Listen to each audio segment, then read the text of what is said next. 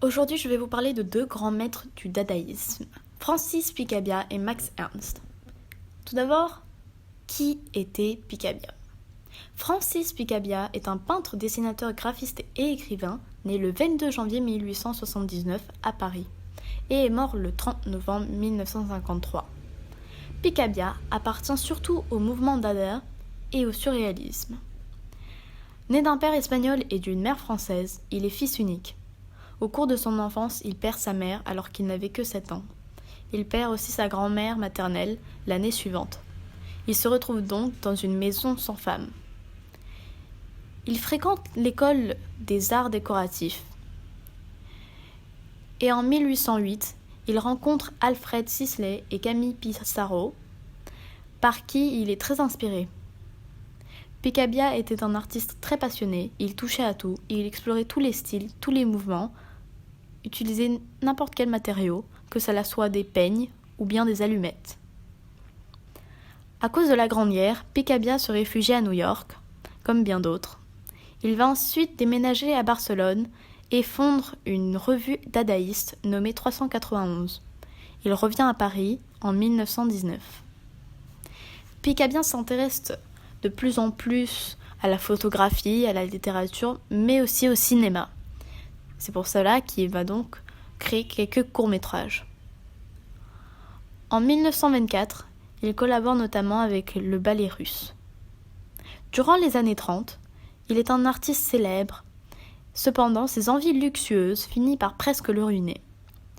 Il confronte des ennuis de santé et crée ses dernières œuvres plutôt minimalistes, titrées « J'ai plus envie de peindre, quel prix ?»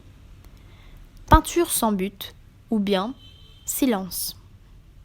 Sa maladie l'empêche de peindre et il meurt en 1953. Maintenant, je vais vous parler de Max Ernst. Qui était Max Ernst ?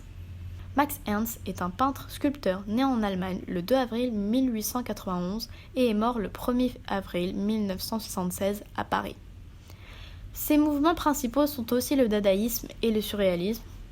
Ernst étudie la philosophie en 1909, mais abandonne rapidement pour se consacrer à l'art. Il participe à la Grande Guerre, ce qui le traumatise, et il se met alors au dadaïsme. Il est fortement influencé par Paul Klee et Marcel Duchamp. Quant à sa vie amoureuse, Ernst épouse en 1918 une historienne d'art nommée Louise Strauss, avec qui il aura son fils, Jimmy. Cependant, cette union ne tiendra pas, le couple se sépare en 1922. En 1925, il invente la fameuse technique du frottage. Elle consiste à frotter une mine de plomb sur une feuille de papier appliquée sur une surface comportant des reliefs. Lors de ses voyages, il réalise des collages et essaye la sculpture dans les années 30. Lors de la Deuxième Guerre mondiale, il fuit l'Europe de nouveau pour se réfugier à New York. Il continue son art auprès de Marcel Duchamp et de Marc Chagall et invente plus tard la technique du dripping en pratiquant des éclaboussures sur ses toiles. Influencé aussi par Van Gogh et Auguste Mack, il exploite beaucoup ses expériences, celles de son enfance et de la guerre, pour peindre ces scènes apocalyptiques. Parfois, Ernst faisait ses recherches artistiques à l'aide de l'hypnose ou encore de substances hallucinogènes.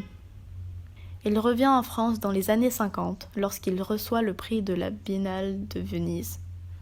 Il continue à travailler et à explorer son art jusqu'à la fin de sa vie.